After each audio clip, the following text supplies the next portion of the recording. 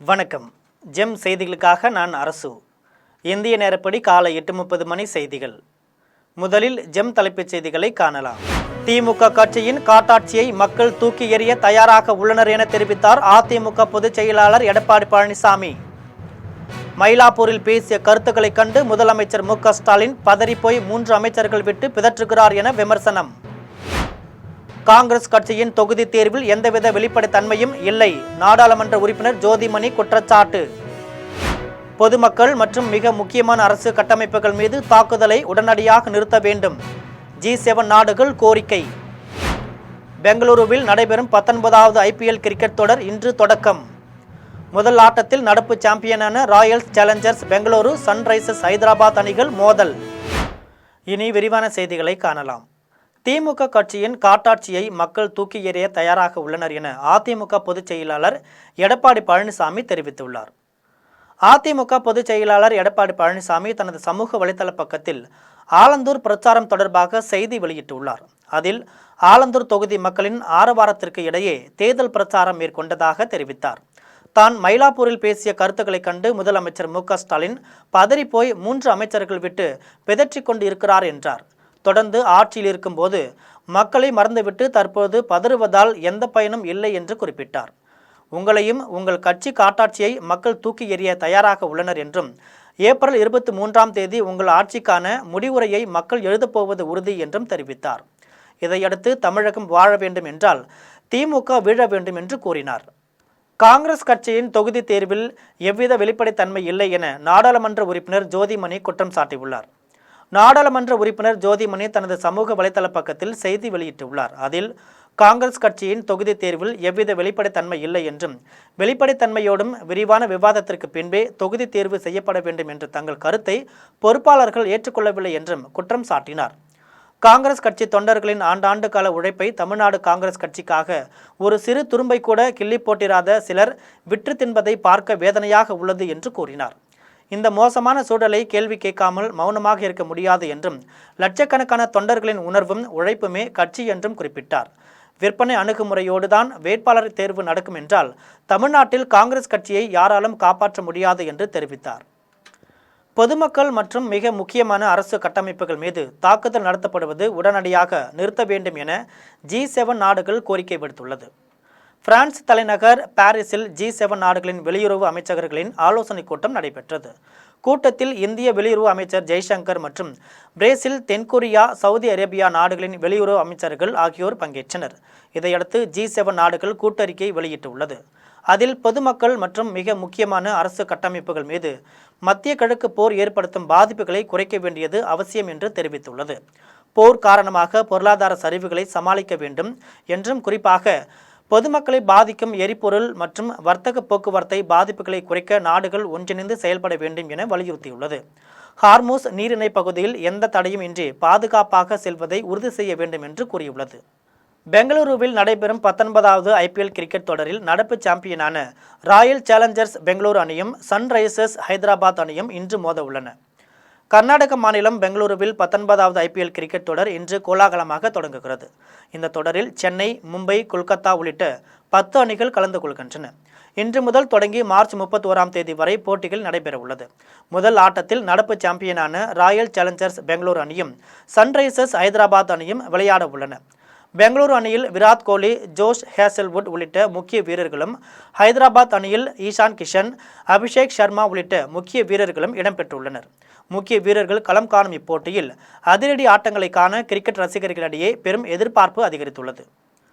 ஊரடங்கு அமல்படுத்தும் திட்டம் எதுவும் இல்லை என ஒன்றிய நிதி அமைச்சர் நிர்மலா சீதாராமன் மறுப்பு தெரிவித்துள்ளார். மாநிலங்களவையில் நிதி மசோதா 2026 மீதான விவாதத்தின் போது நேற்று பேசிய அவர், பல நாடுகள் மோட்டார் எரிபொருள் விலையை 20 முதல் 50 விழுக்காடு வரை உயர்த்தியுள்ள நிலையில் இந்திய அரசு பெட்ரோல் மற்றும் டீசல் விலைகளை மாற்றாமல் வைத்துள்ளதாக தெரிவித்தார். மேற்கு ஆசிய போரை தொடர்ந்து நாட்டில் பொது ஊரடங்கு அமல்படுத்தும் திட்டம் எதுவும் இல்லை என்றும் குறிப்பிட்ட நிர்மலா சீதாராமன், அரசியல்வாதிகள் வதந்திகளை பரப்புவதையும் மக்களிடையே அச்ச உணர்வை உருவாக்குவதையும் தவிர்க்க வேண்டும் என்றார். காங்கிரஸ் கட்சியின் மூத்த தலைவர் சோனியா காந்தியின் உடல்நிலையில் முன்னேற்றம் ஏற்பட்டுள்ள நிலையில் அவர் விரைவில் வீடு திரும்புவார் என்று மருத்துவர்கள் தெரிவித்துள்ளனர். காங்கிரஸ் மூத்த தலைவரும் அக்கட்சியின் நாடாளுமன்ற குழு தலைவருமான சோனியா காந்தி உடல்நிலை பாதிப்பு காரணமாக கடந்த 24ஆம் தேதி டெல்லியில் உள்ள தனியார் மருத்துவமனையில் அனுமதிக்கப்பட்டார். பருவநிலை மாற்றத்தால் ஏற்படும் நோய் தொற்று பாதிப்புகள் காரணமாக அவர் மருத்துவமனையில் அனுமதிக்கப்பட்டதாகவும் அவருக்கு ஆன்டிபயாட்டிக் மருந்துகள் கொடுக்கப்பட்டதாகவும் மருத்துவர்கள் தெரிவித்துள்ளனர். சோனியா காந்தியின் உடல்நிலையில் தற்பொழுது நல்ல முன்னேற்றம் ஏற்பட்டுள்ளதால் அடுத்து ஓரிரு நாட்களில் மருத்துவமனையில் இருந்து டிஸ்சார்ஜ் செய்யப்படுவார் என்று மருத்துவர்கள் தரப்பில் தெரிவிக்கப்பட்டுள்ளது. இஸ்ரேலும் அமெரிக்காவும் ஈரான் மீது தாக்குதல் நடத்துவதற்கு எதிர்ப்பு தெரிவித்து காஷ்மீர் சட்டப்பேரவையில் எதிர்க்கட்சி எம்எல்ஏக்கள் ஆவேசமாக தள்ளுமுள்ளுவில் ஈடுபட்டதால் பரபரப்பு நிலவியது. ஜம்மு காஷ்மீர் மாநில சட்டப்பேரவை கூட்டம் இன்று நடைபெற்ற போது அப்போது ஓமர் அப்துல்லா தலைமையிலான தேசிய மாநாடு கட்சி எம்எல்ஏக்கள் ஈரான் உச்ச தலைவர் அயதுல்லா காமினியை ஏவுகணை தாக்குதல் நடத்தி கொன்ற அமெரிக்காவிற்கு கண்டனம் தெரிவித்து ஈரானுக்கு ஆதரவாகவும் இஸ்ரேல் அமெரிக்க இராணுவ நடவடிக்கைகளுக்கு எதிராகவும் குரல் எழுப்பினார்கள். மேலும் ஈரானுக்கு ஆதரவாக ஓரணியில் நிற்பதாக கூறி காங்கிரஸ் உள்ளிட்ட எதிர்க்கட்சி உறுப்பினர்கள் கோஷமிட்டனர். இதன் காரணமாக காஷ்மீர் சட்டமன்றத்தில் சிறிது நேரம் அமளி ஏற்பட்டது. இதனைத் தொடர்ந்து பிரதமர் மோடிக்கு எதிராக காங்கிரஸ் எம்எல்ஏக்கள் குரல் எழுப்பியதால் அவர்களோடு பாஜக உறுப்பினர்கள் கைகலப்பில் ஈடுபட்டதால் தள்ளுமுள்ளு ஏற்பட்டது. தாய்லாந்து நாட்டில் இந்த ஆண்டுக்கான அழகி போட்டியின் போது சுவாரஸ்யமான நிகழ்வு நடந்துள்ளது. அந்த போட்டி மேடையில் பங்கேற்ற அழகியின் செயற்கை பற்கள் திடீரென கழன்று வெளியே வந்த வீடியோ காட்சி வைரலாக பரவி வருகிறது. தாய்லாந்து நாட்டில் மிஸ் கிராண்ட் தாய்லாந்து என்ற அழகி போட்டி ஆண்டுதோறும் நடந்து வருகிறது. அதன் தொடர்ச்சியாக இந்த ஆண்டுக்கான அழகி போட்டி தலைநகர் பாங்காங்கில் நடந்தது. இந்த போட்டியில் கலந்து கொண்ட போட்டியாளர் காமோஸ்வான் சனகோ என்ற அழகி தன்னை அறிமுகப்படுத்திக் கொள்ள மேடைக்கு வந்தார். அப்போது அவர் தன்னை பற்றி சொல்லிக் கொண்டிருந்த போதே அவரது பல்செட் திடீரென கழன்றி வெளியே வந்தது. உடனே அந்த பெண் சுதாரித்து கொண்டு சிரித்தவாறு பல்செட் வெளியில் விழுந்து விடாமல் கையில் பிடித்து மீண்டும் பொருத்தினார். இந்த நிகழ்ச்சி நேரலையில் ஒளிபரப்பாகி கொண்டிருந்ததால் நடுவர்களும் பார்வையாளர்களும் அதிர்ச்சி அடைந்தனர். இது தொடர்பான வீடியோ சமூக ஊடகங்களில் வைரலாகி உள்ளது. பெண்களின் இயற்கைக்கு மாறான மரணங்களுக்கு வரதட்சணை தொடர்ந்து காரணமாகி வருவதாக உச்சநீதிமன்றம் கவலை தெரிவித்துள்ளது. வரதட்சணை மரணம் தொடர்பான ஒரு வழக்கில் குற்றம் சாட்டப்பட்ட ஒரு நபருக்கு பாட்னா நீதிமன்றம் வழங்கிய ஜாமீனை ரத்து செய்ய கோரி பாதிக்கப்பட்ட பெண்ணின் உறவினர்கள் உச்சநீதிமன்றத்தில் மனு தாக்கல் செய்தனர். இந்த மனுவை நீதிபதிகள் ஜே.பி. பர்திவாலா மற்றும் விஜய் பிஷ்னோவ் ஆகியோர் அடங்கிய அமர்வு விசாரித்தது. விசாரணை முடிவில் குற்றம் சாட்டப்பட்ட நபருக்கு வழங்கிய ஜாமீனை ரத்து செய்த நீதிபதிகள் அவர் போலீசார் முன்னிலையில் சரணடைய வேண்டும் என்று உத்தரவிட்டனர். மேலும் வரதட்சணை மரணங்கள் அவமானமும் மனித உரிமைகள் மற்றும் கண்ணியத்தின் மீதான மீறலை குறிக்கும் சமூக தீமையும் ஆகும். வரதட்சணைக்கு சட்ட ரீதியான தடைகள் இருந்த போதிலும் இந்த நடைமுறை ஆயிரக்கணக்கான பெண்களின் இயற்கைக்கு மாறான மரணங்களுக்கு காரணமாகி வருவதாகவும் நீதிபதிகள் விமர்சனம் செய்தனர். தென்காசி மாவட்டத்தில் தேர்தல் பறக்கும் படையினரால் பறிமுதல் செய்யப்பட்ட 80 லட்சம் ரூபாய் பணத்தில் சரியான ஆவணம் சமர்ப்பிக்கப்பட்டவர்களிடம் 63 லட்சம் ரூபாய் ஒப்படைக்கப்பட்டதாக அம்மாவட்ட ஆட்சியர் தெரிவித்தார். தென்காசியில் செய்தியாளர்களை சந்தித்த அம்மாவட்ட ஆட்சியரும் தேர்தல் அலுவலருமான கமல் கிஷோர் தேர்தல் நடத்தை விதிமுறைகள் அமலுக்கு வந்த நாள் முதல் தென்காசி மாவட்டத்தில் 80,86,846 ரூபாய் பறிமுதல் செய்யப்பட்டதாக தெரிவித்தார். அந்த பணத்தில் உரிய ஆவணங்களை கொடுத்தவர்களுக்கு 63 லட்சம் ரூபாய் வரை ஒப்படைக்கப்பட்டதாகவும் அவர் கூறினார். எஞ்சிய பணத்தையும் உரிய ஆவணங்களை ஒப்படைத்து பெற்றுக்கொள்ளலாம் என்று கமல் கிஷோர் குறிப்பிட்டார். மக்களுக்கு தொந்தரவு தராத வகையில் சோதனைகள் நடைபெற வேண்டும் என்றும் அதிகாரிகளுக்கு அவர் அறிவுறுத்தினார். வேட்புமனு தாக்கலின் இறுதி நாளான 6/4/2026 அன்று சரியாக பிற்பகல் 3 மணிக்குள் ஒன்றுக்கும் மேற்பட்ட வேட்பாளர்கள் தேர்தல் நடத்தும் அலுவலர் அறையில் இருந்தால் அவர்களில் வரிசையில் கடைசியில் உள்ள நபர்களிடமிருந்து டோக்கன்கள் வழங்கப்படும். அவ்வாறு டோக்கன் பெற்ற நபர்கள் தங்கள் கைவசமுள்ள ஆவணங்களை மட்டுமே சமர்ப்பிக்க வேண்டும். குறித்த காலத்திற்கு பின் கொண்டு வரப்படும் ஆவணங்கள் ஏற்றுக்கொள்ளப்பட மாட்டாது.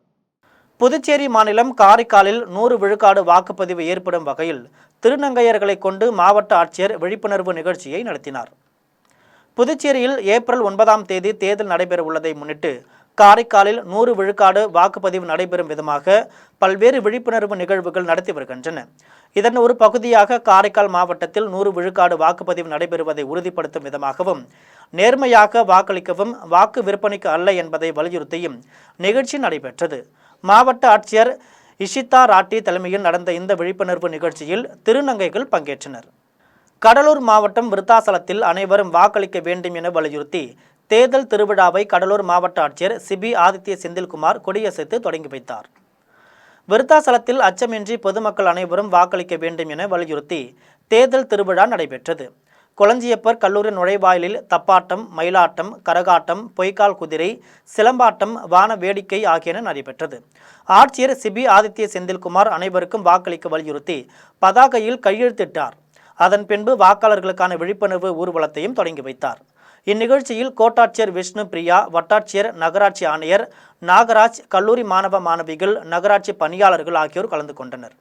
ராணிப்பேட்டை மாவட்டம் சோளிங்கர் அருகே தனியார் தொழிற்சாலை ஊழியர்களிடையே வாக்களிப்பதன் அவசியம் குறித்து ஆட்சியர் தலைமையில் தேர்தல் விழிப்புணர்வு பிரச்சாரம் நடைபெற்றது. சோளிங்கர் அடுத்த தக்கான்குளம் பகுதியில் செயல்பட்டு வரும் தனியார் தொழிற்சாலையில் ராணிப்பேட்டை மாவட்ட ஆட்சித்தலைவரும் மாவட்ட தேர்தல் அலுவலருமான JU சந்திரகலா தலைமையில் வரும் சட்டமன்ற தேர்தலில் 100% வாக்களிப்பதன் முக்கியத்துவம் குறித்து தொழிற்சாலை ஊழியர்கள் மத்தியில் துண்டு பிரசுரங்கள் வழங்கி விழிப்புணர்வு நிகழ்ச்சி நடைபெற்றது. பாஜக வேட்பாளர் பட்டியல் இன்னும் சில நாட்களில் வெளிவரும் என்று கூறிய அக்கட்சியின் தேசிய மகளிர் அணி தலைவர் வானதி சீனிவாசன், கோவை வடக்கு தொகுதியில் யார் போட்டியிடுவார்கள் என்பது விரைவில் தெரியவரும் என்றார். கோவை தெற்கு தொகுதி சட்டமன்ற உறுப்பினரான அவர் காந்திபுரம் பகுதியில் உள்ள பாஜக அலுவலகத்தில் செய்தியாளர்களை சந்தித்தார். அப்போது பேசிய வானதி சீனிவாசன், ஒன்றிய அரசின் பெட்ரோல் மற்றும் டீசல் மீதான கலால் வரி குறைப்பு நடவடிக்கை காரணமாக இந்த மக்கள் பெரிதும் பயனடைவார்கள் எனவும் இந்த நடவடிக்கைக்காக பிரதமருக்கு நன்றி தெரிவித்துக் கொள்வதாகவும் குறிப்பிட்டார். இதனைத் தொடர்ந்து தேர்தல் குறித்த கேள்விக்கு பதில் அளித்த அவர், தேசிய ஜனநாயக கூட்டணி சட்டமன்ற தேர்தலில் முன்னிலை வகித்து வருவதாகவும் கூட்டணி கட்சிகளுக்கு சரியான வகையில் தொகுதி பங்கீடு செய்யப்பட்டு தேசிய ஜனநாயக கூட்டணி தேர்தல் களத்தில் முன்னிலை வகித்து வருவதாகவும் குறிப்பிட்டார். பாஜக வேட்பாளர் பட்டியல் இன்னும் சில நாட்களில் வெளிவரும் எனவும் கோவை வடக்கு தொகுதியில் யார் போட்டியிடுவார்கள் என்பது விரைவில் தெரியவரும் என்றும் வானதி சீனிவாசன் தெரிவித்தார். இவை இல்லாமல் அதிகமான மக்கள் தொகை கொண்டிருக்கக்கூடிய இந்திய நாட்டிலே பெருமளவு எரிபொருள் தேவைக்காக நாம் வெளியில் இருந்து இறக்குமதியை நம்பி இருக்கக்கூடிய சூழலில் உள்நாட்டு தேவைகளை குறைக்காமலும் ஏழை எளிய மக்கள் எந்தவித இடையூறும் இல்லாமல் அவர்களுக்கு தேவையான பெட்ரோல், டீசல், LPG சிலிண்டர்களை பெறுகின்ற வகையிலேயும் மத்தியில் இருக்கக்கூடிய பிரதமர் மோடி அவர்கள் தலைமையிலான அரசு பல்வேறு நடவடிக்கைகளை எடுத்தது. ஒன்று, உள்நாட்டிற்குள்ளாக வணிக சிலிண்டர்களுடைய பயன்பாட்டிற்கு சில கட்டுப்பாடுகளை கொண்டு வந்தது. குறிப்பாக கள்ளச்சந்தை அல்லது குறிப்பிட்ட ரூலுக்கு எதிராக. மயிலாடுதுறை மாவட்டம் பூம்புகார் தொகுதியில் அதிமுக வேட்பாளராக பவுன்ராஜ் அறிவிக்கப்பட்டுள்ளதை அடுத்து செம்மனார் கோவிலில் அதிமுகவினர் இனிப்புகள் வழங்கி கொண்டாடினர். பூம்புகார் சட்டமன்ற தொகுதியில் அதிமுக சார்பில் முன்னாள் சட்டமன்ற உறுப்பினரும் இப்போதைய மாவட்ட செயலாளருமான பவுன்ராஜ் வேட்பாளராக அறிவிக்கப்பட்டுள்ளார். அவர் இந்த தொகுதியில் 5வது முறையாக போட்டியிடுகிறார். இதையடுத்து செம்பனார் கோவிலில் முன்னாள் சட்டமன்ற உறுப்பினர் ரங்கநாதன் தலைமையில் கொண்டாட்டம் நடைபெற்றது. ஒன்றிய செயலாளர் கபடி பாண்டியன், ரமேஷ் ஆகியோர் முன்னிலையில் அதிமுகவினரும் கூட்டணி கட்சிகளான பாமக, பாஜகவை சேர்ந்தவர்களும் பொதுமக்களுக்கு, மாணவர்களுக்கும் இனிப்புகள் வழங்கினர். தமிழக அமைச்சராகும் கனவு நனவாகும் என்ற எண்ணத்தில் 4வது முறையாக பெரம்பலூர் சட்டமன்ற தொகுதியில் இளம்பை தமிழ்செல்வன் போட்டியிடுகிறார். தேசிய ஜனநாயக கூட்டணியின் அதிமுக சார்பில் கட்சியின் மாவட்ட செயலாளரும் முன்னாள் சட்டமன்ற உறுப்பினருமான இளம்பை தமிழ்செல்வன் பெரம்பலூர் சட்டமன்ற தனி தொகுதியில் போட்டியிடுவார் என அதிமுக தலைமை அறிவித்துள்ளது. இவர் 2011 மற்றும் 2016 ஆகிய 2 சட்டமன்ற தேர்தல்களிலும் அதிமுக சார்பில் போட்டியிட்டு வெற்றி பெற்று தொடர்ச்சியாக 10 ஆண்டுகள் சட்டமன்ற உறுப்பினராக இருந்துள்ளார்.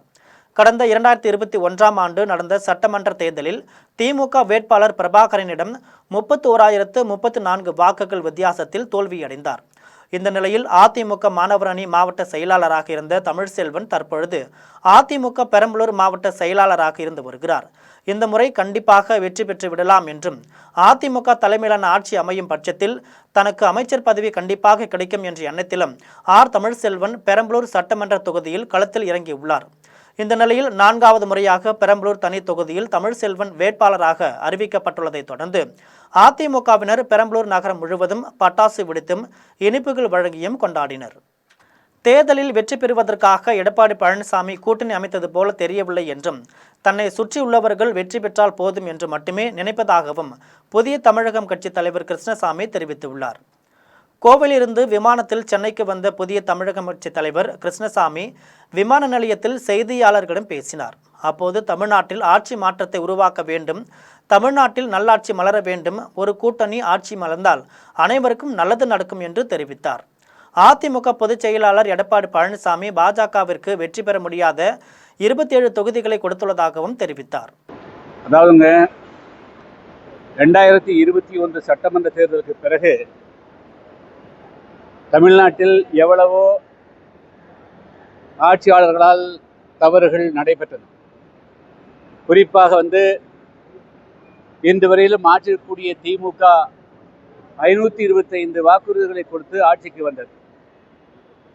அந்த வாக்குறுதிகளை நிறைவேற்ற தவறியதன் காரணமாகவும் அதற்கு மாறாக குறிப்பாக மின்சார கட்டணத்தை உயர்த்தியது, வீட்டு வரியை உயர்த்தியது, மதுக்கடைகளை மூடாதது உள்ளிட்ட பல்வேறு விதமான நிகழ்வுகளை கண்டித்து புதிய தமிழகம் கட்சியின் சார்பாக பல போராட்டங்களை நடத்தியிருக்கிறோம். புதுக்கோட்டை மாவட்டம் அறந்தாங்கி அருகே கண்மாயில் சோலார் பேனல் அமைக்க எதிர்ப்பு தெரிவித்து அப்பகுதி மக்கள் கோட்டாட்சியர் அலுவலகத்தை முற்றுகையிட்டு போராட்டத்தில் ஈடுபட்டனர். அறந்தாங்கி தாலுகா கோங்குடி கிராமத்தில் 500க்கும் மேற்பட்ட குடும்பங்கள் வசித்து வருகின்றன. இப்பகுதி மக்கள் விவசாயம் செய்வதற்காக அதே பகுதியில் உள்ள கண்மாயிலிருந்து நீர்ப்பாசன வசதி பெறுகின்றனர். இந்நிலையில் கண்மாய்க்கு நீர் வரும் பாதையை அடைத்து தனியார் நிறுவனம் ஒன்று சோலார் பேனல் அமைத்து வருவதாக கூறப்படுகிறது. இது தொடர்பாக அதிகாரிகளிடம் பல முறை புகார் மனு அளித்தும் நடவடிக்கை மேற்கொள்ளப்படவில்லை என்று சொல்லப்படுகிறது. இதனால் ஆத்திரமடைந்த கிராமத்தினர் கோட்டாட்சியர் அலுவலகத்தில் தங்களது ஆதார் மற்றும் குடும்ப அட்டைகளை ஒப்படைத்து காத்திருப்பு போராட்டத்தில் ஈடுபட்டனர். தேசிய ஜனநாயக கூட்டணியில் உள்ள இந்திய ஜனநாயக கட்சி சார்பில் போட்டியிடும் வேட்பாளர்களை அக்கட்சியின் தலைவர் ரவி பச்சமுத்து அறிமுகப்படுத்தினார். நடைபெறவுள்ள தமிழக சட்டமன்ற தேர்தலில் தேசிய ஜனநாயக கூட்டணி அங்கம் வகிக்கும் இந்திய ஜனநாயக கட்சிக்கு பல்லாவரம் மற்றும் குன்னம் ஆகிய 2 தொகுதிகள் ஒதுக்கப்பட்டுள்ளன. இந்நிலையில் சென்னை அசோக் நகரில் உள்ள இந்திய ஜனநாயக கட்சியின் தலைமை அலுவலகத்தில் சட்டமன்ற தேர்தலில் போட்டியிடும் வேட்பாளர்களை அறிமுகப்படுத்தும் நிகழ்ச்சி நடைபெற்றது. அதன்படி கட்சியின் நிறுவனர் டாக்டர் பாரிவேந்தர் தலைமையில் தலைவர் டாக்டர் ரவி பச்சமுத்து செய்தியாளர்களை சந்தித்து வேட்பாளர்களை அறிமுகப்படுத்தினார். பின்னர் செய்தியாளர்களை சந்தித்த கட்சியின் தலைவர் ரவி பச்சமுத்து தங்கள் வேட்பாளர்கள் இரட்டை இலை சின்னத்தில் போட்டியிடுவார்கள் என்று தெரிவித்தார். ஐஜேகே வேட்பாளர்கள் சட்டமன்றத்திற்கு தேர்ந்தெடுக்கப்பட்டால் ஊழலுக்கு எதிராக குரல் கொடுப்பார்கள் என்றார். அதிமுக அளித்த தேர்தல் வாக்குறுதிகளை முழுமையாக நிறைவேற்றவும் மக்களுக்கு தேவையானவற்றை நிறைவேற்றவும் பாடுபடுவோம் என்று அவர் தெரிவித்தார். தமிழகத்தில் ஆட்சி மாற்றத்தை கொண்டுவர வாக்கு என்ற வலிமை மிக்க ஆயுதத்தை மக்கள் பயன்படுத்த வேண்டும் என்று நாம் தமிழர் கட்சியின் தலைமை ஒருங்கிணைப்பாளர் சீமான் கேட்டுக்கொண்டார்.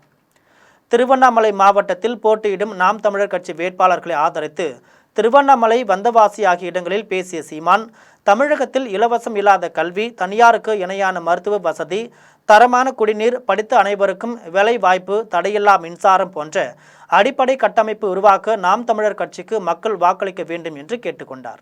மானாமதுரை அருகே நிறைமாத கர்ப்பிணியாக உள்ள செவிலியர் ஒருவருக்கு அவர் பணியாற்றும் அரசு மருத்துவமனையில் சக ஊழியர்கள் எல்லாம் ஒன்று சேர்ந்து வளைகாப்பு நடத்தினர். சிவகங்கை மாவட்டம் மானாமதுரை அடுத்த அருமனை அரசு மருத்துவமனையில் செவிலியராக பணியாற்றி வரும் சாஜினி என்ற பெண் நிறைமாத கர்ப்பிணியாக உள்ளார். நேற்று அவர் மருத்துவமனைக்கு பணிக்கு வந்தபோது மருத்துவ அலுவலர் ஜெயிலானி பிபி தலைமையில் சக ஊழியர்கள் மருத்துவர்களும் சிறப்பான வரவேற்பு அளித்து மாலை அணிவித்து 11 வகை பலகாரங்கள் 5 வகை பழங்களோடு இனிப்புகள் கொடுத்து ஆரத்தி எடுத்து வளைகாப்பு நடத்தினர். திருப்பத்தூரில் நாம் தமிழர் கட்சி வேட்பாளர் வடை சுட்டு வாக்கு சேகரிப்பில் ஈடுபட்டார். தமிழகத்தில் சட்டமன்ற தேர்தல் களம் சூடுபிடித்துள்ள நிலையில் திருப்பத்தூர் சட்டமன்ற தொகுதியில் போட்டியிடும் நாம் தமிழர் கட்சி வேட்பாளர் ஆறுமுகம் தீவிர வாக்கு சேகரிப்பில் ஈடுபட்டுள்ளார். திருப்பத்தூர் தொகுதியில் உள்ள அனேரி, ராச்சமங்கலம், முத்தம்பட்டி உள்ளிட்ட பல்வேறு பகுதிகளில் விவசாய சின்னத்தில் வாக்கு சேகரித்தார்.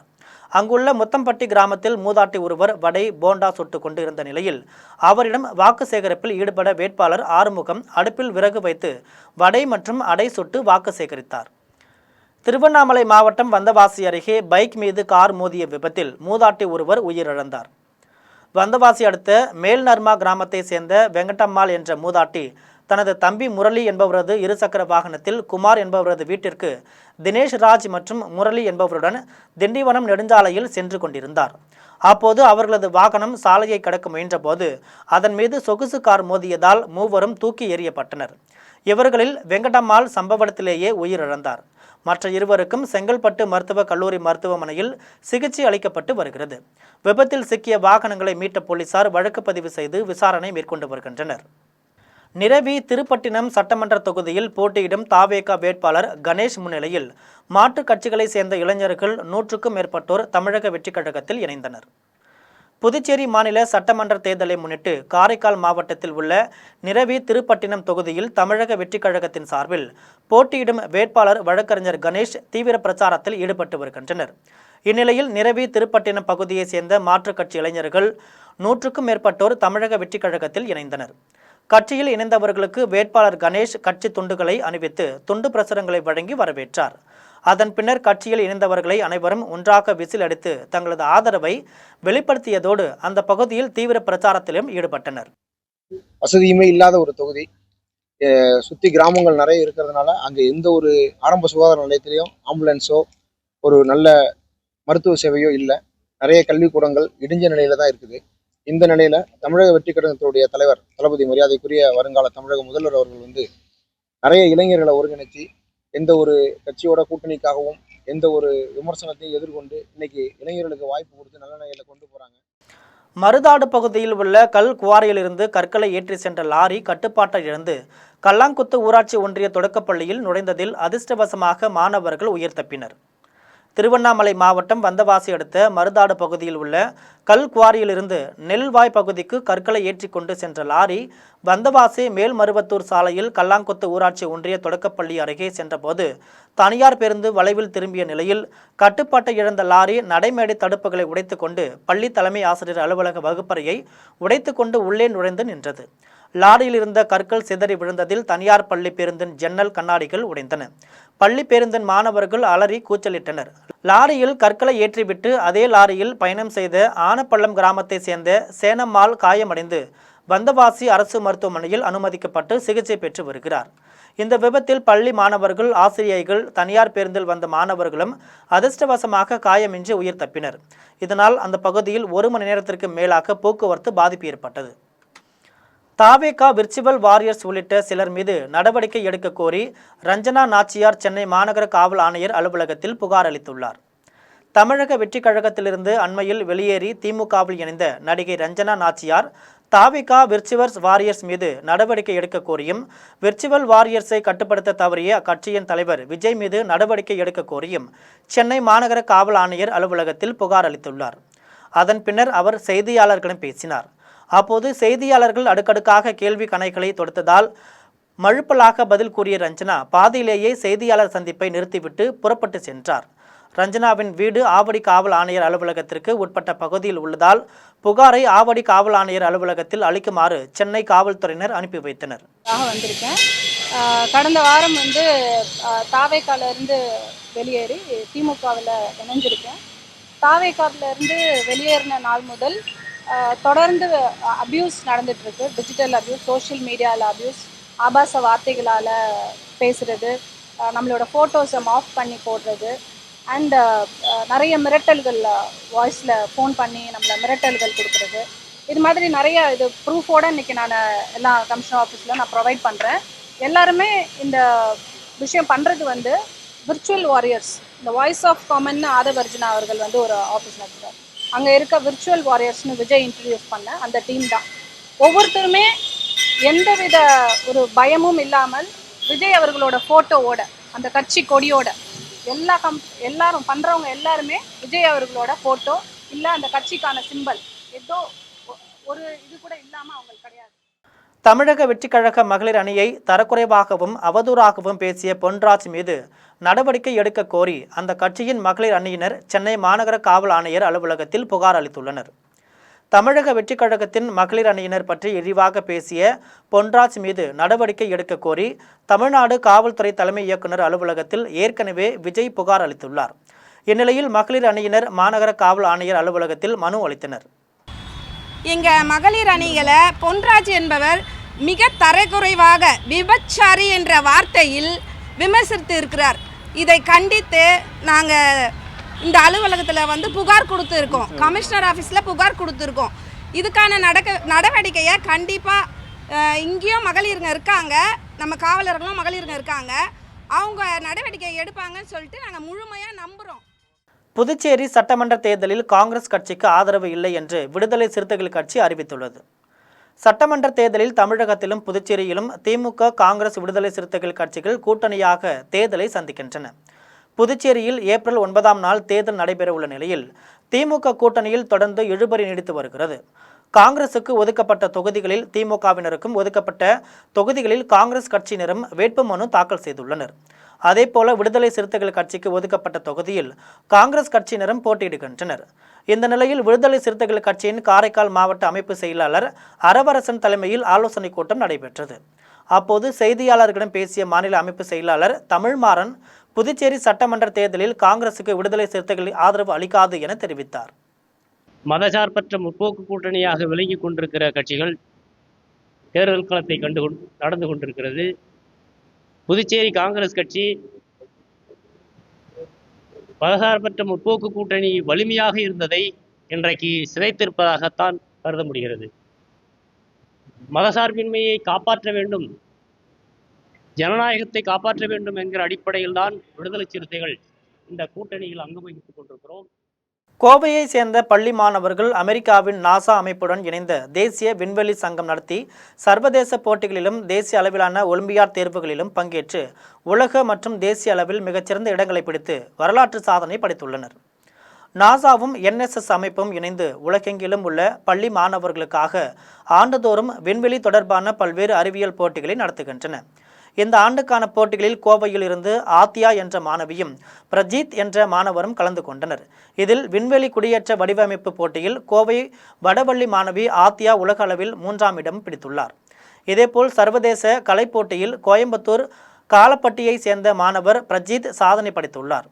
கோவை சைதன்யா பள்ளியில் நடைபெற்ற பாராட்டு விழாவில் இருவருக்கும் பள்ளி நிர்வாகத்தினர், பெற்றோர்கள், ஆசிரியர்கள், மாணவர்கள் வாழ்த்துக்களை தெரிவித்தனர். எல்லாருக்கும் வணக்கம். நாங்கள் Sri Chaitanya techno school Coimbatore zone. இங்கே வந்து 5000 ஸ்டூடெண்ட்ஸ் அரவுண்ட் படிக்கிறாங்க. இதில் வந்து நம்மளோட நாசா வேர்ல்ட் அவார்ட்ஸ் வந்து 2 ஸ்டூடெண்ட்ஸ் வின் பண்ணியிருக்காங்க. அதில் ஒருத்தங்க வந்து லிவிங் இன் ஹெல்தி ஸ்பேஸ் அப்படிங்கிற கான்டெஸ்ட்டில் 3rd prize, that is world merit award, world 3rd prize வாங்கியிருக்காங்க. அதே மாதிரி இன்னொரு ஸ்டூடெண்ட் ஃப்ரம் காலப்பட்டி கேம்பஸ், அவங்க வந்து கொடார்ட் 100 ஆர்ட் கான்டெஸ்ட், அதில் வந்து வேர்ல்டு மெரிட் அவார்டு வாங்கியிருக்காங்க. மீண்டும் ஜெம் தலைப்புச் செய்திகள். திமுக கட்சியின் காட்டாட்சியை மக்கள் தூக்கி எறிய தயாராக உள்ளனர் என தெரிவித்தார் அதிமுக பொதுச் செயலாளர் எடப்பாடி பழனிசாமி. மயிலாப்பூரில் பேசிய கருத்துக்களை கண்டு முதலமைச்சர் மு.க. ஸ்டாலின் பதறிப்போய் 3 அமைச்சர்கள் விட்டு பிதற்றுகிறார் என விமர்சனம். காங்கிரஸ் கட்சியின் தொகுதி தேர்வில் எந்தவித வெளிப்படைத்தன்மையும் இல்லை, நாடாளுமன்ற உறுப்பினர் ஜோதிமணி குற்றச்சாட்டு. பொதுமக்கள் மற்றும் மிக முக்கியமான அரசு கட்டமைப்புகள் மீது தாக்குதலை உடனடியாக நிறுத்த வேண்டும், G7 நாடுகள் கோரிக்கை. பெங்களூருவில் நடைபெறும் 19வது IPL கிரிக்கெட் தொடர் இன்று தொடக்கம். முதல் ஆட்டத்தில் நடப்பு சாம்பியனான Royals Challengers Bengaluru, Sunrisers Hyderabad அணிகள் மோதல். இத்துடன் ஜெம் செய்திகள் நிறைவடைகின்றன. மீண்டும் ஜெம் செய்திகள் மதியம் 1:30 மணிக்கு. உடனுக்குடன் செய்திகளை காண gemlive.tv என்ற இணையதளத்தில் இணைந்திருங்கள். நன்றி, வணக்கம்.